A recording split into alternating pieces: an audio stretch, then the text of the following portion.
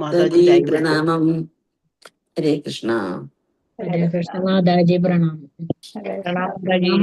മാതാജി പ്രണാമം.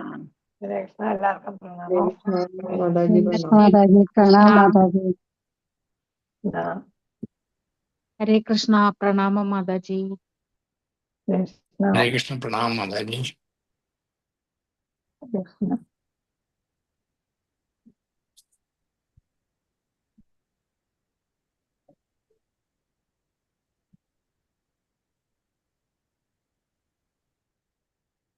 ഓം നമോ ഭഗവതേ വാസുദേവായ. ഓം നമോ ഭഗവതേ വാസുദേവായ. ഓം നമോ ഭഗവതേ വാസുദേവായ. നാരായണം നമസ്കൃത്യം നരം ചൈവ നരോത്തമം ദേവീം സരസ്വതീം വ്യാസം തതോ ജയമുദീരയേത്. നഷ്ടപ്രായേഷ ഭദ്രേഷു നിത്യം ഭാഗവതം സേവയാ. ഭഗവതി ഉത്തമ ശ്ലോകേ ഭക്തിർഭവതി നൈഷ്ഠികേ. മൂകം കരോതി വാചാലം പങ്കും ലംഘയതേ ഗിരിം. യത്കൃപാതമഹം വന്ദേ ശ്രീഗുരും ദീനതാരിണം. ശ്രീചൈതന്യമീശ്വരം പരമാനന്ദമാധവം. മമ ജ്ഞാനതിമിരാന്തസ്യ ജ്ഞാനാഞ്ജനശലാകയാ ചക്ഷുരുന്മീലിതം യേന തസ്മൈ ശ്രീഗുരവേ നമഃ. ശ്രീചൈതന്യമനോഭീഷ്ടം സ്ഥാപിതം യേന ഭൂതലേ സ്വയം രൂപകഥാ മഹ്യം ദദാതി സ്വപദാന്തികം. വന്ദേഹം ശ്രീഗുരോ ശ്രീയുതപദകമലം ശ്രീഗുരുവും വൈഷ്ണവാംശ ശ്രീരൂപം സാഗ്രജാതം സഗഗണ രഘുനാഥാനിതം തം സജീവം സാന്ദ്വേദം സാവധൂതം പരിജനസഹിതം കൃഷ്ണചൈതന്യദേവം ശ്രീരാധാകൃഷ്ണപാദാൻ സഗഗണ ലളിതാ ശ്രീവിശാഖാനിതാംശ. ഹേ കൃഷ്ണ കരുണാ സിന്ധോ ദീനബന്ധോ ജഗത്പദേ ഗോപേശ ഗോപികാ കാന്ത രാധാകാന്ത നമസ്തുതേ. സപ്തകാഞ്ചന ഗൗരാംഗേ ശ്രീരാധേ വൃന്ദാവനേശ്വരേ വൃഷഭാനുസുതേ ദേവി പ്രണമാമി ഹരിപ്രിയേ. വാഞ്ചകൽപതരൂപശ്ച കൃപാ സിന്ധുഭ്യേവ ച പതിതാനാം പാവനേഭ്യോ വൈഷ്ണവേഭ്യോ നമോ നമഃ. നമോ ഓം വിഷ്ണുപാദായ കൃഷ്ണപ്രേഷ്ഠായ ഭൂതലം ശ്രീമതേ ജയപതാക സ്വാമിന്ദരി നാമിനെ. നമാചാര്യപാദായ നിധായ കൃപപ്രദായിനെ ഗൗരവധാധാമതായ നഗരഗ്രാമതാരിണെ. നമോ ഓം വിഷ്ണുപാദായ കൃഷ്ണപ്രേഷ്ഠായ ഭൂതലം ശ്രീമതേ ഭക്തിവേദാന്ത സ്വാമിന്ദരി നാമിനെ. നമസ്തേ സരസ്വതേ ദേവേ ഗൗരവാണി പ്രചാരിണെ. നമ്യശേഷശൂന്യവാദി പാശ്ചാത്യദേശതാരിണെ. ജയ ശ്രീകൃഷ്ണ ചൈതന്യ പ്രഭു നിത്യാനന്ദ ശ്രീ അദ്വൈത ഗദാധര ശ്രീവാസാദി ഗൗര ഭക്തവൃന്ദ. ഹരേ കൃഷ്ണ കൃഷ്ണ കൃഷ്ണ ഹരേ ഹരേ. ഹരേ രാമ ഹരേ രാമ ഹരേ രാമ രാമ രാമ ഹരേ ഹരേ. ഹരേ കൃഷ്ണ കൃഷ്ണ കൃഷ്ണ ഹരേ ഹരേ. ഹരേ രാമ രാമ രാമ ഹരേ ഹരേ. ഹരേ കൃഷ്ണ കൃഷ്ണ കൃഷ്ണ ഹരേ ഹരേ. ഹരേ രാമ രാമ രാമ ഹരേ ഹരേ. ഹരേ കൃഷ്ണ. എല്ലാവർക്കും പ്രണാമം. ശ്രീ ശ്രീരാധാ. ഹരേ കൃഷ്ണ. മാതാജി പ്രണാമം. ഹരേ കൃഷ്ണ. ശ്രീ ശ്രീരാധാ ഗോവിന്ദ മന്ദിർ റിസ്പോൺ മംഗലാപുരത്തിന്റെ ഭാഗവതം ക്ലാസ്സിലേക്ക് എല്ലാവർക്കും സ്വാഗതം. ഹരേ കൃഷ്ണ. ഹരേ കൃഷ്ണ മാതാജി ഹരേ പ്രണാമം. കൃഷ്ണ. ഹരേ കൃഷ്ണ. ഹരേ കൃഷ്ണ മാതാജി. ഹരേ കൃഷ്ണ. അപ്പൊ നമ്മൾ ഇന്നലെ പഠിച്ചുകൊണ്ടിരുന്ന അതാണ് 24 ഭാവാർത്ഥം കുറച്ചുകൂടെ വായിക്കാനുണ്ട് അല്ലേ. ഹരേ കൃഷ്ണ.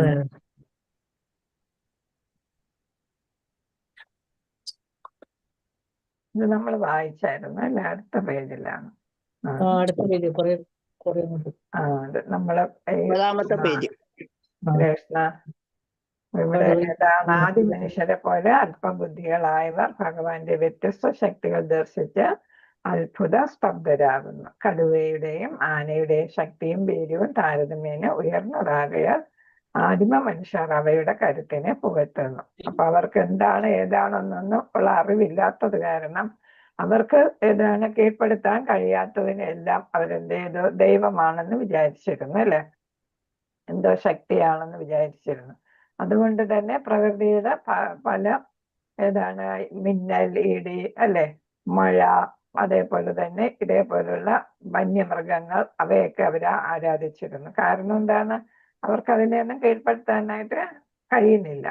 അപ്പൊ അത് കാരണം അവരെന്താണ്, അതൊക്കെ ദൈവങ്ങളാണ്, ദേവതമാരാണ് എന്ന് കരുതി ആരാധിച്ചിരുന്നു എന്നാണ്.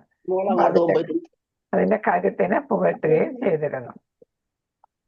വെളിപ്പെട്ട ധർമ്മശാസ്ത്രങ്ങളിൽ ഭഗവാനെ കുറിച്ച് സുവ്യക്തമായിട്ടുള്ള വിവരണം ഉണ്ടെങ്കിലും ഭഗവാൻ സ്വയം അവതരിക്കുകയും അദ്ദേഹത്തിന്റെ അസാധാരണവും അതിമാനുഷികവും അതിശായിയുമായ ശക്തിയും വീര്യവും പ്രകടമാക്കുന്നു എങ്കിലും പൂർവ്വയുഗത്തിൽ നാരദൻ, വ്യാസൻ, അസിതൻ, ദേവലൻ എന്നിവരെ പോലുള്ള പണ്ഡിത ശ്രേഷ്ഠരായ സന്യാസി വര്യന്മാരും ഭഗവത്ഗീതയിൽ അർജുനനും നവീന യുഗത്തിലെ ആചാര്യന്മാരായ ശങ്കരാചാര്യ, രാമാനുചാര്യർ, മാധവാചാര്യർ, ശ്രീ ചൈതന്യ പ്രഭു എന്നിവരെ പോലുള്ളവര് ഭഗവാനെ പരമം ദിവ്യോത്തമ പുരുഷനായി അംഗീകരിക്കുന്നുണ്ടെങ്കിലും അസുരന്മാർക്ക് ഭഗവാന്റെ അസ്തിത്വം തിരിച്ചറിയുന്നതിനും അഥവാ അംഗീകരിക്കുന്നതിനും കഴിയുന്നില്ല.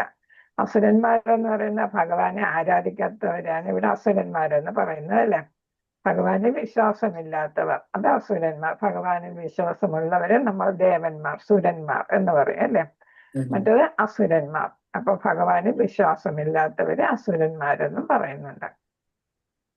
ഇപ്പൊ ഇവിടെ പറയുന്നത് എന്താണ്, കഴിഞ്ഞ കാലഘട്ടത്തിലുള്ള കാര്യങ്ങളും പറയുന്നുണ്ട്. പിന്നെ നമ്മുടെ ഈ മോഡേൺ ഏജ്, അതാണ് നവീന എന്ന് പറയുമ്പോൾ 15ാം നൂറ്റാണ്ട് മുതൽക്കുള്ളതിനെയാണ് നമ്മൾ മോഡേൺ ഏജ് എന്ന് പറയുന്നത്. ആധുനിക യുഗം എന്ന് പറയുന്നത് 15ാം നൂറ്റാണ്ട് മുതലുള്ളതാണ്. ഇപ്പൊ ചൈതന്യ മഹാപ്രഭു 15ാം നൂറ്റാണ്ടിലെ ആളാണ് അല്ലെ. 1486 ചൈതന്യ മഹാപ്രഭു ആവിർഭൂതനായതല്ലേ. അപ്പൊ അത് 15ാം നൂറ്റാണ്ടാണ്. അപ്പൊ 5 മുതൽ 15ാം നൂറ്റാണ്ട് വരെയുള്ളതിനെ മധ്യകാലം എന്ന് പറയും.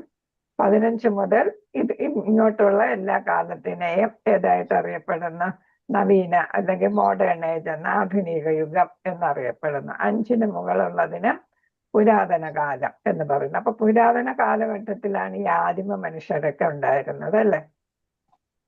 അപ്പൊ അവർക്ക് എന്താണ്, ഒന്നിനെ കുറിച്ചും വലിയ വിവരം ഇല്ല. നമ്മള് മധ്യകാലം വന്നപ്പോ കുറച്ച് ജ്ഞാനം നമുക്ക് കൂടുതലായിട്ട് ഉണ്ടാകുന്നു. എന്നാൽ ഭഗവാനെ കുറിച്ചുള്ള ജ്ഞാനം വേണ്ടത്ര ഉണ്ടായില്ല എന്ന് നമുക്ക് പറയാം. ഹരേ കൃഷ്ണ. അപ്പൊ ഇവിടെ പറയുന്നത് എന്താണ്, വെളിപ്പെട്ട ധർമ്മശാസ്ത്രങ്ങൾ എന്ന് വെച്ചാൽ ഭഗവത്ഗീത, ഭാഗവതം, അതായത് എല്ലാ ശ്രുതികളും സ്മൃതികളും അല്ലെ.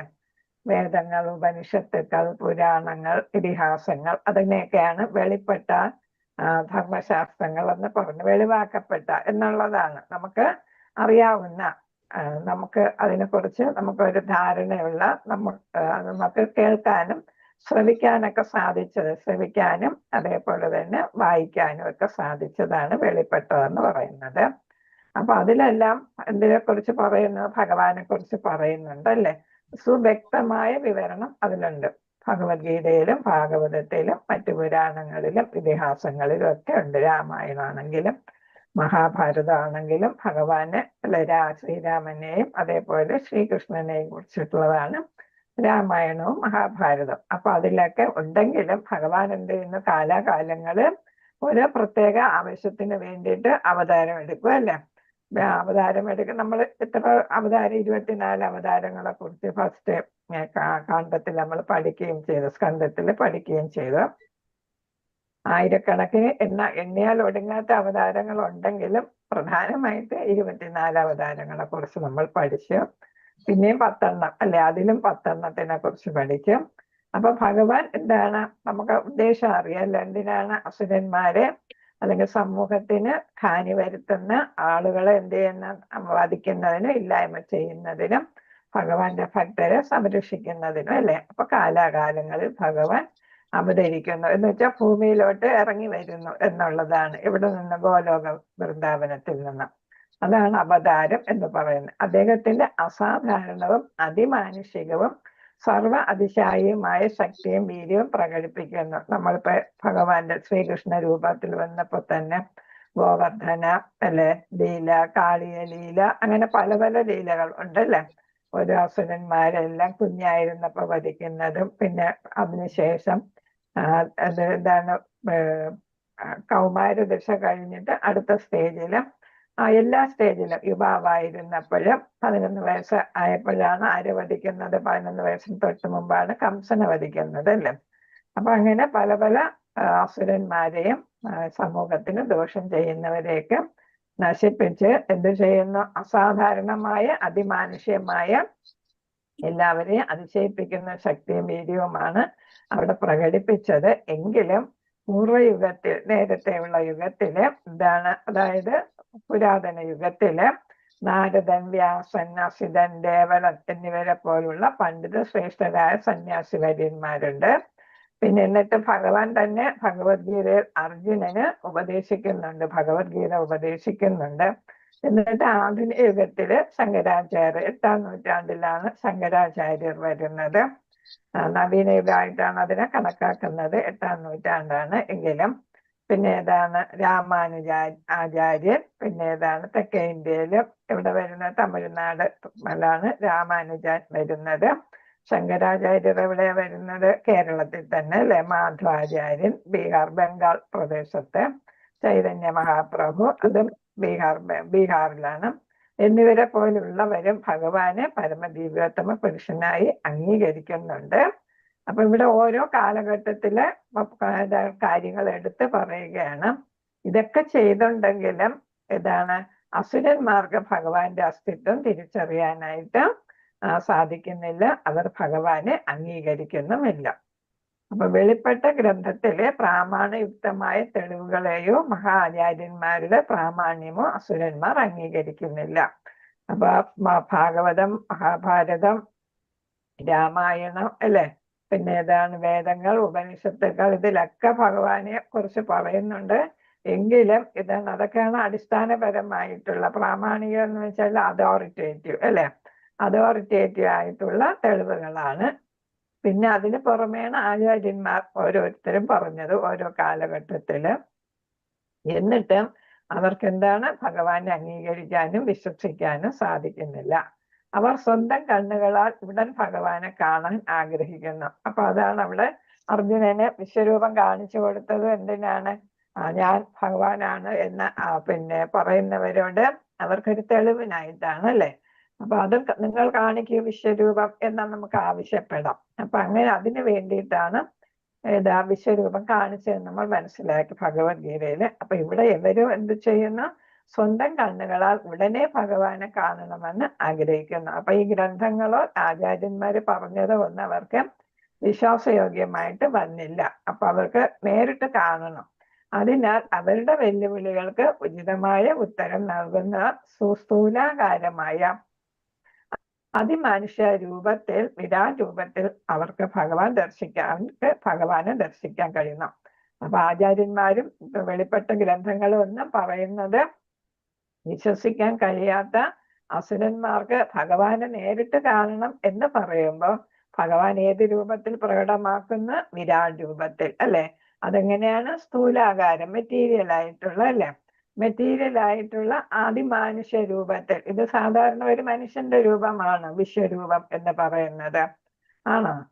അപ്പൊ അല്ല അല്ലെ. അപ്പൊ അങ്ങനെ ആ രൂപത്തില്, വിശ്വരൂപത്തില്, വിരാട് രൂപത്തില് അവർക്ക് ഭഗവാനെ ദർശിക്കാം. അതായത് ഈ പ്രകൃതിയിലുള്ള എല്ലാ വസ്തുക്കളും ഭഗവാന്റെ അംഗങ്ങളായിട്ട് അല്ലെങ്കിൽ ശരീരഭാഗങ്ങളായിട്ട് ദർശിക്കുന്നു. അതാണ് ഈ വിരാട് രൂപ ദർശനം എന്ന് പറയുന്നത്.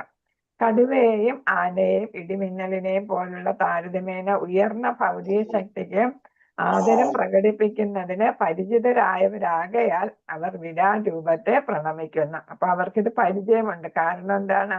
ഉയർന്ന ശക്തികളായ കടുവ, ആന, ഇടിമിന്നൽ അതിനെയൊക്കെ അവർക്ക് ആരാധിക്കാനായിട്ട് സാധിക്കുന്നു അല്ലെ. അതിനെയൊക്കെ അവര് ആരാധിക്കുന്നു, പ്രണമിക്കുന്നു. അത് കാരണം തന്നെ ഈ വിശ്വരൂപം അല്ലെങ്കിൽ വിരാട് രൂപം കാണുമ്പോഴും അവർക്ക് എന്ത് സാധിക്കുന്നു? ഈ സ്ഥൂലമായിട്ടുള്ള അതിമാനുഷ്യ രൂപം കാണുമ്പോഴും അവർക്ക് അതിനെ ആരാധിക്കാനായിട്ട് സാധിക്കും. അപ്പൊ നേരിട്ട് കാണാനായിട്ട് അവർക്ക് അത് സാധിക്കുന്നു എന്നാണ് പറയുന്നത്. കാരണം എന്താണ്? ഈ ഭൗതികതയിലെ അല്ലെങ്കിൽ ഭൗതിക പ്രപഞ്ചത്തിലെ എല്ലാ വസ്തുക്കളും ഭഗവാന്റെ വിരാട് രൂപത്തിന്റെ ഭാഗമാണ്. ഹരേ കൃഷ്ണ. അപ്പൊ അർജുനന്റെ അഭ്യർത്ഥന പ്രകാരം ഭഗവാൻ ശ്രീകൃഷ്ണൻ അദ്ദേഹത്തിന്റെ വിരാട് രൂപം അസുരന്മാർക്ക് പ്രകടമാക്കി. എന്ന് വെച്ചാൽ മറ്റു ഗ്രന്ഥങ്ങളെയൊന്നും ആചാര്യന്മാരെയൊന്നും വിശ്വാസമില്ലാത്തവർക്ക് വേണ്ടിയിട്ട് പ്രകടമാക്കി. അപ്പൊ അർജുനൻ പറഞ്ഞു വിരാട് രൂപം കാണിക്കുക. എന്തിനു വേണ്ടിയിട്ട്? അസുരന്മാർക്ക് ഒരു തെളിവായിട്ട് അല്ലെ. ഒരു ശുദ്ധ ഭഗവത് ഭക്തൻ ഭഗവാന്റെ അതിബൃഹത്തായ അത്തരം ഐക്യ രൂപം ദർശിക്കുന്നതിൽ പരിചിതൻ അല്ലാത്തതിനാൽ ഭക്തന്റെ ദർശനത്തിന് അനന്യമായ ദൃഷ്ടി ആവശ്യമാണ്. എന്ന് വെച്ചാൽ നമ്മുടെ സാധാരണ ദൃഷ്ടിക്ക് കാണാനായിട്ട് ഗോചരമല്ലാത്തതാണ് ഈ വിശ്വരൂപം എന്നുള്ളത് കൊണ്ട് അർജുനനും ഭഗവാൻ എന്ത് നൽകി? ദിവ്യ ദൃഷ്ടി നൽകി, അല്ലെ? ആകയാൽ അദ്ദേഹത്തിന്റെ വിരാട് രൂപ ദർശനത്തിന് ശ്രീകൃഷ്ണ ഭഗവാൻ അർജുനന് വിശേഷാൽ അനന്യമായ ദൃഷ്ടി നൽകി അനുഗ്രഹിച്ചു. ഇത് മറ്റാർക്കും ഇല്ലാത്ത തരത്തിലുള്ള ദിവ്യ ദൃഷ്ടി നൽകും. അതേക്കുറിച്ച് ഭഗവത്ഗീത 11-ാം അധ്യായത്തിൽ വിശദമാക്കിയിരിക്കുന്നു. ഇതൊക്കെ നമുക്കറിയാവുന്ന കാര്യം. ഭഗവാന്റെ ഈ വിരാട് രൂപം സവിശേഷമായും വെളിപ്പെടുത്തപ്പെട്ടത് അർജുനന്റെ നന്മയ്ക്ക് വേണ്ടി മാത്രമായിരുന്നില്ല, മറിച്ച് ആരെയും ഭഗവത് അവതാരമായി സ്വീകരിച്ച് അംഗീകരിക്കുകയും അപ്രകാരം സാമാന്യ ജനങ്ങളെ വഴിതെറ്റിക്കുകയും ചെയ്യുന്ന ബുദ്ധിശൂന്യർക്ക് കൂടി വേണ്ടിയാണ്. അപ്പൊ നമ്മൾ എന്താണ്, ഓരോ മനുഷ്യ ദൈവങ്ങൾ നമ്മൾ ഈ കാലഘട്ടത്തിൽ ഒരുപാട് കാണുന്നുണ്ട്, അല്ലെ? ആ മനുഷ്യ ദൈവങ്ങളൊക്കെ പറയുന്നത് എന്താണ്? താൻ ദൈവമാണ് എന്നാണ് പറയുന്നത്. ചില സിദ്ധികളൊക്കെ കാണിച്ചിട്ട് അവരെന്ത് ചെയ്യുന്ന മനുഷ്യരെ പറ്റിക്കുന്നു എന്നാണ്. മനുഷ്യരെന്ന് പറയുമ്പോൾ ഇവിടെ സാമാന്യ ജനങ്ങളെ വഴിതെറ്റിക്കുന്നു എന്നാണ് പറയുന്നത്. വിദ്യകളായിട്ടുള്ള ആളുകളെ വഴിതെറ്റിക്കുന്നു. അപ്പൊ അവർക്ക് വേണ്ടിയിട്ടാണ് ഈ വിശ്വരൂപം കാണിക്കാനായിട്ട് അർജുനൻ ആവശ്യപ്പെട്ടത്. ആപേക്ഷാർഹമായ കപട അവതാരത്തോട് വിരാട് രൂപം പ്രദർശിപ്പിക്കണമെന്ന് ഒരുവൻ ആവശ്യപ്പെടണം. അപ്പൊ ഞാൻ ഭഗവാനാണ്, ദൈവമാണെന്ന് പറഞ്ഞാൽ എന്നാൽ വിരാട് രൂപം കാണിക്കൂ എന്ന് നമുക്ക് അവരോട് ആവശ്യപ്പെടാം. എങ്കിലും ഭഗവാനായിട്ട് അംഗീകരിക്കാം എന്നാണ്. അപ്പൊ അല്ലാതെ ഈ സിദ്ധികൾ, അല്ലെ, അഷ്ടസിദ്ധികൾ കാണിക്കുന്നവരെ നമ്മൾ ഭഗവാനായിട്ട് അംഗീകരിക്കാൻ പാടില്ല. അത് വെറും യോഗിയാണ്, അല്ലെ? ഭഗവാന്റെ വിരാട് രൂപ ആവിഷ്കരണം ഏകകാലത്ത് നാസ്തികന് വെല്ലുവിളിയും ഭഗവാന്റെ വിരാട് രൂപത്തെ ചിന്തിക്കാൻ കഴിയുന്ന അസുരന്മാർക്ക് അവരുടെ ഹൃദയ മാലിന്യങ്ങളെ അല്പാൽപമായി ശുദ്ധമാക്കി സമീപഭാവിയിൽ ഭഗവാന്റെ അതീന്ദ്രിയ രൂപം യഥാർത്ഥമായി കാണുന്നതിനുള്ള അനുഗ്രഹമാണ്. അപ്പൊ ഈ വിരാട് രൂപത്തിന്റെ മെച്ചം എന്താന്ന് വെച്ചാല് അത് അസുരന്മാർക്ക് അവർക്ക് എന്താണ്, വിരാട് രൂപത്തില് വിശ്വാസം വരും. കാരണം അവർക്ക് തെളിവാണ് വേണ്ടത്. ആ തെളിവ് ഇവിടെ വിശ്വരൂപത്തിലൂടെ കാണിക്കുന്നു. അങ്ങനെ വരുമ്പോ ഈ വിരാട് രൂപത്തിനെ കണ്ടിട്ട് അവർക്ക് എന്ത് ചെയ്യാൻ സാധിക്കും?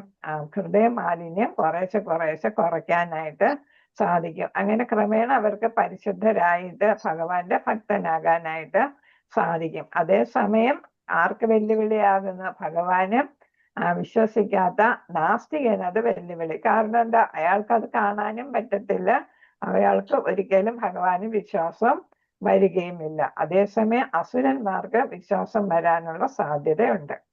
പരമദയാലുവായ ഭഗവാന് നാസ്തികരോട് സ്ഥൂല ഭൗതികവാദികളോടുമുള്ള ദാക്ഷിണ്യമാണിത്. ഏതാണ് സ്ഥൂല ഭൗതികവാദികൾ എന്ന് പറയുമ്പോൾ ഭഗവാന് രൂപമുണ്ടെന്ന് വിശ്വസിക്കാത്ത അവർ എല്ലാം എന്താണ് ഈ ഭൗതികമായിട്ട് കാണുന്ന. അപ്പൊ ഇവിടെ സ്ഥൂല ഭൗതികവാദികൾ എന്ന് പറയുമ്പോൾ അസുരന്മാര്, അവര് ഭഗവാന്റെ വിരാട് രൂപത്തിനെയാണ് ആരാധിക്കുന്നത്, അല്ലെ? അപ്പൊ അവരോടുള്ള ദാക്ഷിണ്യമാണ്. നാസ്തികരോടും അവരെ കാണാൻ പറ്റുന്നില്ല, എന്നാലും ഭഗവാന് അവരോട് വിദ്വേഷമില്ല. കാരണം എന്താ? ഭഗവാൻ എപ്പോഴും എല്ലാവരോടും ഒരേപോലെയാണ് സമീപനം. ആരോടും പക്ഷപാതം കാണിക്കത്തില്ല. നാസ്തികരാണെങ്കിലും ഭൗതികവാദിയാണെങ്കിലും സ്ഥൂല ഭൗതികവാദിയാണെങ്കിലും ഭഗവാന്റെ അംശം തന്നെയാണ്. അതുകൊണ്ട് ഹരേ കൃഷ്ണ. ശ്ലോകം 25. ഓം നമോ ഭഗവതേ വാസുദേവായ.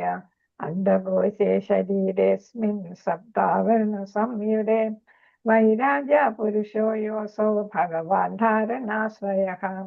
അണ്ഡകോശേ ശരീരേസ്മിൻ സപ്താവരണ സംയുതേ വൈരാജ്യ പുരുഷോ യോസോ ഭഗവാൻ ധാരണാശ്രയഃ.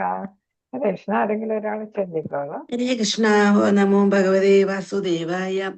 അണ്ഡകോശേ ശരീരേസ്മിൻ സപ്താവരണ സംയുതേ വൈരാജ പുരുഷോ യോ അസോ ഭഗവാൻ ധാരണാശ്രയഃ. ഹരേ കൃഷ്ണ മാതാജി. ഹരേ കൃഷ്ണ മാത. ഹരേ കൃഷ്ണ. പദാനുപദാർത്ഥം ശ്രീല പ്രഭുപാദർക്ക് ജയ്.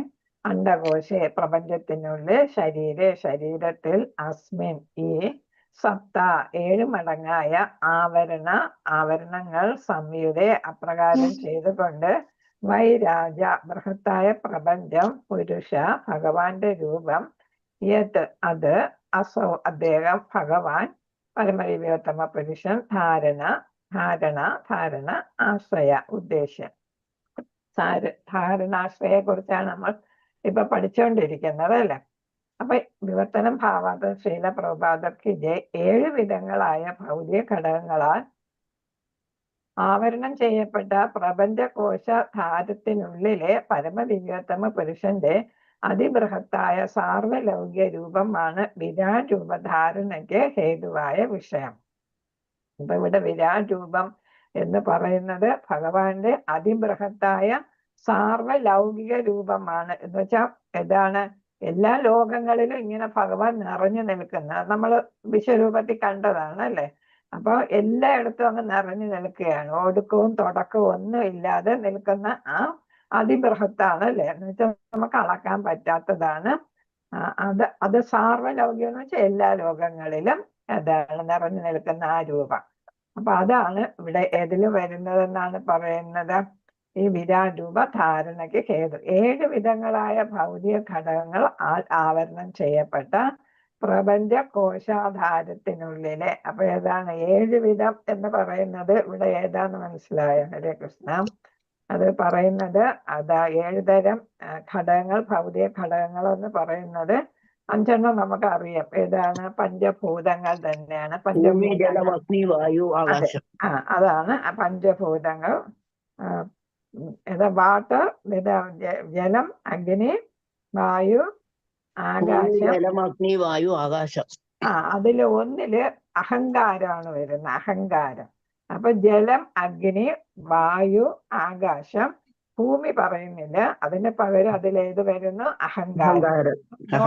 വേണമെങ്കിൽ നോട്ട് ചെയ്ത് വെച്ചോളൂ. ഈഗോ, അഹങ്കാരം.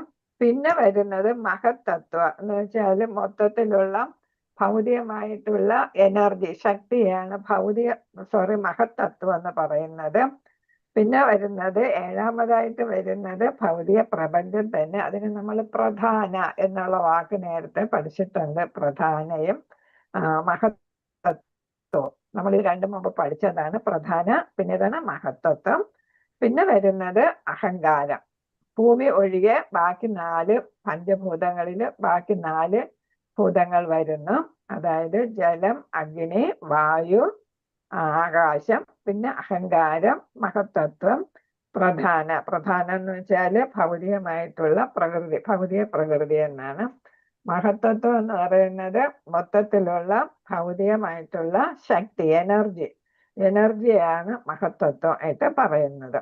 അപ്പൊ ഇതിന്റെ പ്രത്യേകത എന്ന് വെച്ചാൽ ഈ 7 കവറുകളാണ് ഇതിനുള്ളത് അല്ലെ. അപ്പൊ ഏതാണ്? പ്രപഞ്ച കോശ, അതിനുള്ളില് അതിന്റെ കോശം, അതിന്റെ പുറത്ത് ഈ 7 കവറുകളാണ് വരുന്നത്. അപ്പൊ ആ 7 കവറിന്റെ പ്രത്യേകത എന്ന് പറയുന്നത്, ഇപ്പം ജലത്തിന്റെ അടുത്ത് വരുന്നത് ഏതാണ്? അഗ്നി. അപ്പൊ അഗ്നി ജലത്തിനേക്കാൾ 10 മടങ്ങ് വലുത്, തിക്കായിരിക്കും എന്നാണ് പറയുന്നത്, തിക്നെസ്. അപ്പം ജലത്തിനേക്കാൾ 10 മടങ്ങ് തിക്കായിരിക്കും അടുത്ത് വരുന്ന അഗ്നി. അതിനേക്കാൾ 10 മടങ്ങ് തിക്കായിരിക്കും ഏതാണ്? വായു.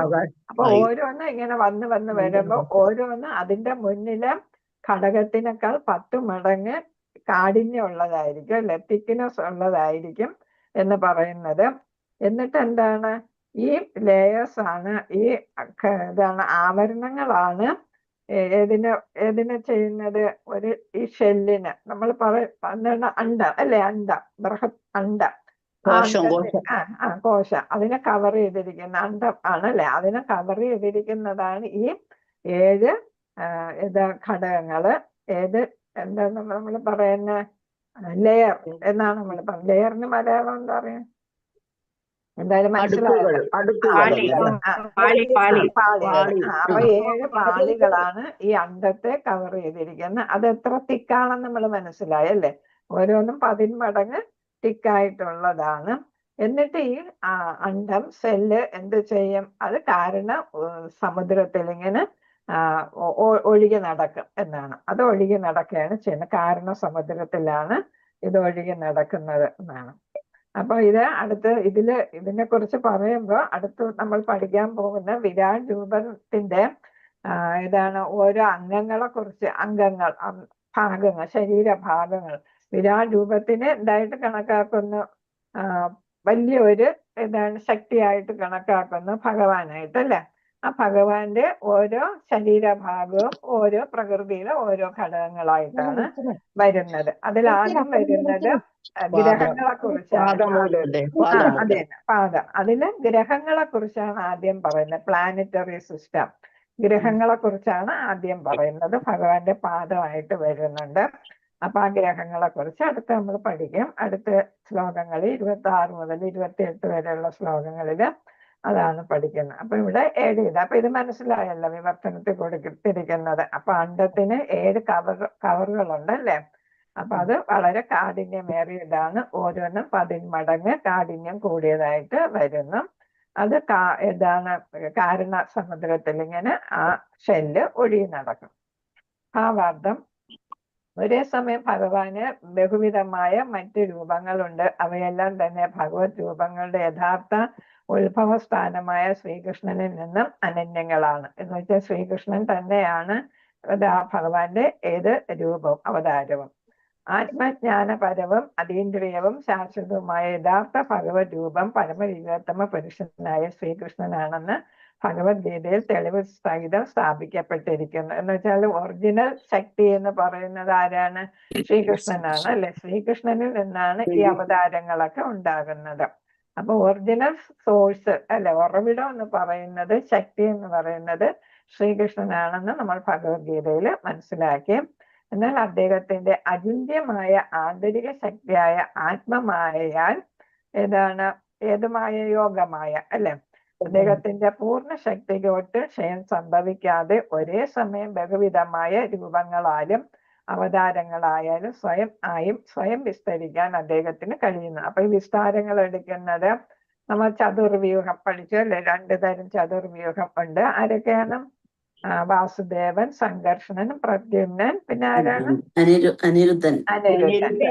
അനിരുദ്ധൻ. അത് 2 പ്രാവശ്യം ഈ ചതുർവ്യൂഹങ്ങൾ വരുന്നുണ്ട് അല്ലെ. അത് വാസുദേവനിൽ നിന്നാണ് പറഞ്ഞു. വാസുദേവനാണ് അതില് ഏറ്റവും പ്രധാനം. വാസുദേവൻ എന്ന് പറയുന്ന ആര് തന്നെയാണ്? ശ്രീകൃഷ്ണൻ തന്നെയാണ്. ശ്രീകൃഷ്ണനിൽ നിന്നാണ് അതിന്റെ വിസ്താരമായിട്ട് വാസുദേവൻ വരുന്നത്. അപ്പൊ എല്ലാത്തിന്റെ ഉറവിടം ഭഗവാനാണ്, ശ്രീകൃഷ്ണൻ തന്നെയാണ് എന്നാണ്. അപ്പൊ അദ്ദേഹത്തിന്റെ അചിന്ത്യമായ ആന്തരിക ശക്തിയാണ് ഏതായിട്ട് വരുന്നത്? നമ്മുടെ യോഗമായ. ഈ യോഗമായയാണ് ഭഗവാനെ പലവിധ അവതാരങ്ങൾ എടുക്കാനും അല്ലെ, പല രൂപങ്ങളിൽ അവതാരങ്ങൾ എടുക്കാനും എല്ലാം പ്രവർത്തിക്കുന്നത് ആരാണ്? വിസ്തരണങ്ങൾ. നമ്മൾ പറഞ്ഞ 2 തരം വിസ്തരണങ്ങൾ എടുക്കാൻ 2 തരം ചതുർവ്യൂഹങ്ങൾ വരുന്നതും എല്ലാം യോഗമായയുടെ പ്രവർത്തനം കൊണ്ടാണ്. അദ്ദേഹം പരിപൂർണനാണ് എന്ന് വെച്ചാൽ കംപ്ലീറ്റ്, പെർഫെക്റ്റ് എന്ന് നമ്മൾ പറയത്തില്ലേ, അതാണ്.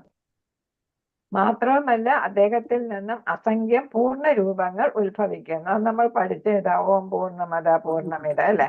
അപ്പൊ എത്ര രൂപങ്ങൾ പൂർണ്ണമായിട്ട് ഉത്ഭവിക്കുന്നതെല്ലാം പൂർണ്ണ രൂപങ്ങളായിട്ട് വരുന്നു. എന്നാലും ഭഗവാൻ പൂർണ്ണനായിട്ട് തന്നെ നിലകൊള്ളുന്നു നമ്മൾ പഠിച്ചു. മാത്രമല്ല അദ്ദേഹത്തിൽ നിന്നും ഇത് പഠിച്ചു. എന്നിട്ട് ഏതൊരു കുറവും സംഭവിക്കാതെ അദ്ദേഹം പരിപൂർണനായി തന്നെ സ്ഥിതി ചെയ്യുന്നു. അപ്പൊ എത്ര വിസ്തരണങ്ങളോ അതേപോലെ തന്നെ അവതാരങ്ങളോ ഒക്കെ വന്നാലും ഭഗവാൻ പൂർണ്ണനായിട്ട് തന്നെ സ്ഥിതി ചെയ്യും. അദ്ദേഹത്തിന്റെ ആത്മീയ ശക്തി അഥവാ അന്തരംഗ ശക്തി അവിധത്തിൽ ഉള്ളതാണ്. അപ്പൊ യോഗമായുടെ പ്രവർത്തനം ആ തരത്തിലാണ് എന്നാണ് ഇവിടെ പറയുന്നത്. ഭഗവാനെ എപ്പോഴും പൂർണ്ണനായിട്ട് നിലനിർത്തും. വെറുമൊരു സാധാരണ മനുഷ്യനെ പോലെ അവതരിക്കുന്ന ഭഗവാന് മേലാളന്മാരോ പ്രതിയോഗികളോ ഇല്ലാത്ത പരിപൂർണ പുരുഷനാണെന്ന് ഉൾക്കൊള്ളാൻ കഴിയാത്ത അല്പബുദ്ധികളെ ബോധ്യപ്പെടുത്താനായി മാത്രം ഭഗവത്ഗീതയിലെ 11-ാം അധ്യായത്തിൽ പരമദിവ്യോത്തമ പുരുഷൻ ശ്രീകൃഷ്ണൻ അദ്ദേഹത്തിന്റെ വിരാട് രൂപം വെളിപ്പെടുത്തി. അപ്പൊ ഇതെല്ലാം എന്താണെങ്കിലും ഭഗവാന് നമ്മള് ആദ്യത്തെ ശ്ലോകം ജന്മാദ്യസ്യ അല്ലെ, സ്വരാടാണ്, സ്വതന്ത്രനാണ്, ദേവന്മാര് എല്ലാവരെക്കാളും ഉയർന്നതാണ് എന്നൊക്കെ നമ്മൾ അതിൽ പഠിച്ചു അല്ലെ. അപ്പൊ അങ്ങനത്തെ ഭഗവാൻ പൂർണ്ണനാണ് എന്നുള്ളത് പരമപരിപൂർണൻ എന്നാണ് പറയുന്നത് അല്ലെ. പുരുഷനാണ്, വ്യക്തിയാണ് എന്നുള്ളതാണ് പരിപൂർണ പുരുഷൻ, വ്യക്തി. അപ്പൊ അത് ആർക്കും മനസ്സിലാകുന്നില്ല, ചില അല്പബുദ്ധികൾക്ക് മനസ്സിലാകുന്നില്ല. അപ്പൊ അവർക്ക് വേണ്ടിയിട്ടാണ്, അവർക്ക് ഭാവിയിൽ സംശയം വന്നാല് അവരെ ബോധ്യപ്പെടുത്താനാണ് വിശ്വരൂപം 11-ാം അധ്യായത്തില് അദ്ദേഹം വെളിപ്പെടുത്തിയത് അർജുനനിലൂടെ. സൂര്യനോളം തന്നെ വലിപ്പമുള്ള അസംഖ്യം ഗ്രഹങ്ങൾ ഉൾക്കൊള്ളുന്ന സർവ്വവ്യാപ്തമായ ശൂന്യാകാശത്തെ വളരെ അപൂർവമായിട്ടാണെങ്കിലും ചിന്തിക്കുന്നതിന് ഭൗതികവാദികളായ മനുഷ്യർക്ക് കഴിയുന്നു. അപ്പൊ ഇതാണ് ശൂന്യാകാശത്തെ കുറിച്ച് ചിന്തിക്കുന്നതുകൊണ്ടാണ് നമ്മൾ അവിടോട്ട് ഓരോ പേടകങ്ങളെയൊക്കെ അയക്കുന്നത്, അല്ലേ? ഓരോ ഗ്രഹങ്ങളിലേക്ക് ഒക്കെ അയക്കുന്നത്. അപ്പൊ ഇവിടെ ശൂന്യാകാശത്തില് എന്തൊക്കെയുണ്ട്? സൂര്യനോളം വലിപ്പമുള്ള ധാരാളം ഗ്രഹങ്ങളാണ്, അല്ലെ? എണ്ണിയാൽ ഒടുങ്ങാത്ത ഗ്രഹങ്ങളുണ്ടെന്നാണ്. അപ്പൊ അതിനെക്കുറിച്ചുള്ള ചിന്ത ഭൗതികവാദികൾക്കുണ്ട്. അതുകൊണ്ടാണ് പേടകങ്ങൾ അയക്കുന്നത് ഓരോരുത്തർ. ഈ പ്രപഞ്ചവും മറ്റു നൂറായിരക്കണക്കിന് പ്രപഞ്ചങ്ങളും ജലം, അഗ്നി, വായു, ആകാശം, അഹംബോധം, അനിർവചനീയമായ വസ്തു, അതാണ് ഏത് നമ്മൾ മഹത്തത്വം, അല്ലെ? ഭൗതിക പ്രകൃതി ഇതാണ് പ്രധാന നമ്മൾ പറഞ്ഞു, അല്ലെ? എന്നിങ്ങനെ 7 വിധങ്ങളായ ഭൗതിക ആവരണങ്ങളാൽ ആവരണം ചെയ്യപ്പെട്ട് അതിബൃഹത്തായ ഒരു പന്ത് പോലെ ഭഗവാൻ മഹാവിഷ്ണുവായി ശയിക്കുന്ന കാരണസാഗരത്തിൽ പൊങ്ങിക്കിടക്കുന്നു എന്ന വസ്തുതയെക്കുറിച്ച് അജ്ഞരായ അവർക്ക് തലയ്ക്ക് മീതെയുള്ള ആകാശത്തെ മാത്രമേ ദർശിക്കാൻ കഴിയുള്ളൂ. അപ്പൊ ഇതൊന്നും അവർക്ക് മനസ്സിലാകുന്നില്ല, അല്ലെ? അജ്ഞരാണ് ഇതിനെക്കുറിച്ചെല്ലാം. അത് കാരണം എന്താണ്? അവർക്ക് ആകാശത്തെ മാത്രം കണ്ട് സംതൃപ്തിപ്പെടാനായിട്ട് സാധിക്കൂ. ഭഗവാനെ കുറിച്ചുള്ള യഥാർത്ഥ ജ്ഞാനം അവർക്ക് ലഭിക്കുന്നില്ല. ശൂന്യാകാശത്തിൽ എന്തൊക്കെയുണ്ടെന്നുള്ളതൊന്നും മനസ്സിലാക്കാനായിട്ട് അവർക്ക് സാധിക്കുന്നില്ല. എല്ലാം ഭഗവാന്റെ സൃഷ്ടിയാണ് എന്നതും മനസ്സിലാകുന്നില്ല. ഭഗവാന്റെ ഭാഗിക വിസ്തരണത്തിന്റെ ഭാഗമായ മഹാവിഷ്ണുവിന്റെ നിശ്വാസത്തിൽ നിന്നും എല്ലാ പ്രപഞ്ച ജീവങ്ങളും ഉത്ഭവിക്കുന്നു. ബ്രഹ്മദേവന്മാരാൽ എന്ന് വെച്ചാൽ ഓരോ പ്രപഞ്ചത്തിന് ഓരോ ബ്രഹ്മനുണ്ട്, അല്ലെ?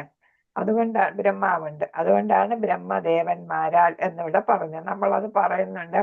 ഭഗവാന് നമ്മുടെ ബ്രഹ്മാവ് 4 തലയുള്ള ബ്രഹ്മാവ് കാണാൻ പോയപ്പോ പാറാവുകാരി ചോദിച്ചു, അപ്പൊ അതിന് ആരാണങ്ങ്? അപ്പൊ ഞാൻ ബ്രഹ്മാവാണ്. അപ്പൊ ചോദിച്ചു എവിടത്തെ ഏത് ബ്രഹ്മാവ് എന്ന് ചോദിച്ചപ്പോഴാണ് ബ്രഹ്മാവിന് എന്താണ് ഞാനല്ലാതെ വേറെ ബ്രഹ്മാവുണ്ടോ എന്ന് സംശയം. അങ്ങനെ ഭഗവാനെ കണ്ടപ്പോ എന്താ പറഞ്ഞത്? ചോദിച്ചപ്പോ ഭഗവാൻ പറഞ്ഞു, അങ്ങ് എന്താണ്? അങ്ങായ ബ്രഹ്മാവ് ഏറ്റവും ചെറിയ പ്രപഞ്ചത്തിന്റെ സൃഷ്ടികർത്താവാണ്. 1000 തലയൊക്കെ ഉള്ള ബ്രഹ്മാവ് ഉണ്ട് എന്ന് പറയുന്നത്, അതായത് വലിപ്പം അനുസരിച്ച്, അല്ലെ? അപ്പൊ ധാരാളം ബ്രഹ്മദേവന്മാരുണ്ട് എന്നാണ് ഇവിടെ പറയുന്നത്. എല്ലാ പ്രപഞ്ചങ്ങളും മഹാവിഷ്ണു ശ്വസിക്കുമ്പോൾ അപ്രത്യക്ഷമാകുന്നു. ഇത് ശ്വസിക്കുമ്പോൾ എന്ന് വെച്ചാൽ വായു തിരിച്ചെടുക്കുമ്പോ അപ്രത്യക്ഷമാകും, അല്ലെ? പുറത്തോട്ട് വിടുമ്പോ ഇതെല്ലാം സൃഷ്ടികർമ്മം നടത്തുന്നു. അല്ലാത്തപ്പോ തിരിച്ചെടുക്കുമ്പോ എന്താണ്? അത് സംഹാരമായിട്ട് മാറും. ഈ വണ്ണം ഭഗവാന്റെ പരമേച്ഛയാ സൃഷ്ടിക്കപ്പെടുകയും ശൂന്യമാക്കപ്പെടുകയും ചെയ്യുന്നു. മനുഷ്യന്റെ വ്യാജമായ ആരോപണത്തിന്റെ പേരിൽ നിസ്സാരനായ ഒരു സൃഷ്ടിയെ ഭഗവാന്റെ പ്രതിയോഗിയായ അവതാരമായിട്ട് ഒരുവൻ അവതരിപ്പിക്കുന്നത് എത്രത്തോളം മൂഢതയാലാണെന്ന് പരിതാപം നിലയിലുള്ള വിദ്യയായ ഭൗതികവാദിക്ക് ചിന്തിക്കാവുന്നതേ ഉള്ളൂ. അപ്പൊ എന്താണ്? ഭഗവാന്റെ ഒരു സൃഷ്ടി, നമ്മൾ ഈ കാണുന്ന പ്രപഞ്ചം ഒരു നിസ്സാര സൃഷ്ടിയാണ്, അല്ലെ? അതിനെയാണ് വലിയ ഒരിതായിട്ട് കാണുന്നത്? ഭൗതികവാദികൾ കാണുന്നത്. കാരണം അതിന് അപ്പുറമുള്ളതൊന്നും അവർക്ക് ചിന്തിക്കാനായിട്ട് സാധിക്കുന്നില്ല എന്നുള്ളതാണ്. ശ്രീകൃഷ്ണ ഭഗവാൻ ചെയ്തതുപോലെ ഔവണ്ണം വിരാട് രൂപം പ്രദർശിക്കാൻ കഴിവുള്ള വ്യക്തിയെ മാത്രമേ ഒരുവൻ ഭഗവാന്റെ അവതാരമായി അംഗീകരിക്കാൻ പാടുള്ളൂ എന്ന പാഠം വിഡ്ഢികളായ മനുഷ്യർക്ക് നൽകുന്നതിന് വേണ്ടിയാണ് ഭഗവാൻ വിശേഷിച്ചും വിരാട് രൂപം പ്രദർശിപ്പിച്ചത്. അപ്പൊ ഭഗവാൻ എന്താണ് എന്ന് ബോധ്യപ്പെടുത്താൻ വേണ്ടിയിട്ടാണ് എന്ത് ചെയ്തത്? വിരാട് രൂപം. ആർക്ക് വേണ്ടിയിട്ട്? ഭഗവാനിലും ശാസ്ത്രങ്ങളിലും ഒന്നും വിശ്വാസമില്ലാത്ത, ശാസ്ത്രഗ്രന്ഥങ്ങളിലൊന്നും വിശ്വാസമില്ലാത്ത, ആചാര്യന്മാരിലൊന്നും വിശ്വാസമില്ലാത്ത ഭൗതികവാദികൾക്ക് വേണ്ടിയിട്ടാണ്. ഭൗതികവാദിക്ക് സ്വതാല്പര്യാർത്ഥം വിരാട് രൂപത്തിൽ, അഥവാ ഭഗവാന്റെ അതിബൃഹത്തായ രൂപത്തിൽ മനസ്സ് ഏകാഗ്രമാക്കാം. അപ്പൊ വിരാട് രൂപത്തിലെങ്കിലും ഭൗതികവാദിക്ക് എന്ത് ചെയ്യാം? മനസ്സ് ഏകാഗ്രമാക്കാം. ഒന്നുമില്ലാത്തതിൽ നമുക്ക് എന്താണ്? മനസ്സ് കേന്ദ്രീകരിക്കാൻ ബുദ്ധിമുട്ടാണ്, അല്ലെ? അതുകൊണ്ട് ഇവിടെ ഭൗതികവാദിക്ക് ഏതിലെങ്കിലും ചെയ്യാം, ഈ ഭഗവാന്റെ വിരാട് രൂപത്തിൽ. പക്ഷേ ശുഭദേവ ഗോസ്വാമി ഉപദേശിച്ചിരിക്കുന്നത് പോലെ ശ്രീകൃഷ്ണ ഭഗവാൻ എന്ന് സ്വയം അവകാശപ്പെടുന്നവരും കുറെ പേരങ്ങനെ ഉണ്ടല്ലേ. ഇതെന്താ വക്രൻ, അതേപോലെ വക്രൻ പോലുള്ള കുറെ പേരൊക്കെ അങ്ങനെ ഉണ്ടായിരുന്നു. എന്നാൽ അദ്ദേഹത്തെ പോലെ പ്രവർത്തിക്കാനും പ്രപഞ്ചം മുഴുവൻ ഉൾക്കൊള്ളുന്ന വിരാട് രൂപം പ്രദർശിപ്പിക്കാനും കഴിവില്ലാത്തവരുമായ കാപട്യക്കാരാൽ തെറ്റായി നയിക്കപ്പെടാതിരിക്കാൻ അവർ നിശ്ചയമായും ജാഗ്രത പുലർത്തണം. ഇപ്പൊ ഭൗതികവാദിയാണെങ്കിലും എന്ത് ചെയ്യണമെന്നാണ്? ജാഗ്രത പുലർത്തണം എന്നാണ്. കാരണം എന്താണ്? ഒരുപാട് കള്ള ദൈവങ്ങൾ ഇപ്പൊ ഉള്ള കാലമാണ്. അപ്പൊ താൻ ദൈവം എന്ന് പറയുമ്പോൾ അദ്ദേഹം എന്ത് ചെയ്യണം? വിരാട് രൂപം പ്രദർശിപ്പിക്കണം എന്നാണ്. അല്ലെങ്കിൽ അയാൾ കാപട്യക്കാരനായിട്ടുള്ള ദൈവമാണ്. അപ്പൊ അയാൾ വെറും ഒരു സാധാരണ മനുഷ്യനാണെന്ന് മനസ്സിലാക്കണം. അപ്പൊ അതിനു വേണ്ടിയിട്ടാണ് ഈ കള്ള ദൈവങ്ങളെ ഇല്ലായ്മ ചെയ്യുന്നതിന് വേണ്ടിയിട്ടാണ്, അവരാൽ ജനങ്ങൾ വഞ്ചിക്കപ്പെടാതിരിക്കുന്നതിന് വേണ്ടിയിട്ടാണ് ഭഗവാൻ ആരിലൂടെ അർജുനനിലൂടെ വിരാട് രൂപം പ്രദർശിപ്പിച്ചത് എന്നാണ്. അപ്പൊ ആർക്ക് സാധിക്കും? ഭൗതികവാദികൾക്ക് ഈ വിരാട് രൂപത്തെ എന്ത് ചെയ്യാം? ആദരിച്ച് അല്ലെങ്കിൽ അതിനെ ആരാധിച്ച് എന്ത് ചെയ്യാനായിട്ട് സാധിക്കും? ക്രമേണ ഭഗവാനിലേക്ക് എത്തിച്ചേരാനായിട്ട് സാധിക്കും. വാഞ്ചകൽപതരൂപസ്യ സിന്ധുഭ്യേവ പതിതാന പാവനേഭ്യോ വൈഷ്ണവേഭ്യോ നമോ നമഃ.